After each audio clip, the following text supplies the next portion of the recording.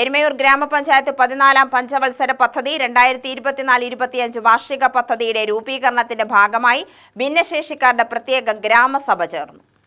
ഗ്രാമപഞ്ചായത്ത് ഹാളിൽ ചേർന്ന ഗ്രാമസഭ പ്രസിഡന്റ് കെ പ്രേമകുമാരൻ ഉദ്ഘാടനം ചെയ്തു. ഭിന്നശേഷിക്കാർക്ക് ആവശ്യമായിട്ടുള്ള ഏറ്റവും നല്ല പദ്ധതികളാണ് നമ്മുടെ പഞ്ചായത്തിൽ നടപ്പിലാക്കിക്കൊണ്ടിരിക്കുന്നത്.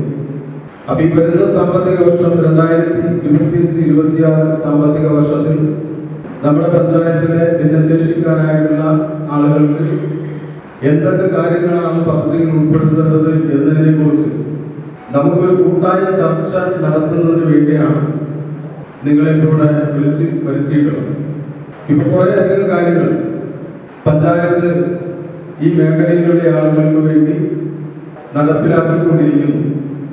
പഞ്ചായത്ത് കഴിഞ്ഞ സാമ്പത്തിക വർഷം 50 ലക്ഷത്തോളം രൂപയാണ് ഈ മേഖലയിലെ ആളുകളുടെ ക്ഷേമ പ്രവർത്തനത്തിന് വേണ്ടി മാറ്റിവെച്ചതിന്റെ പ്രവർത്തനം നടത്തുന്നത്. നമ്മുടെ പഞ്ചായത്തിലെ ബഡ്സ് റീഹാബിലിറ്റേഷൻ സെന്റർ ഇപ്പൊ പ്രവർത്തനം തുടങ്ങി 2 വർഷം പൂർത്തീകരിച്ച് മുന്നോട്ട് പോവുകയാണ്.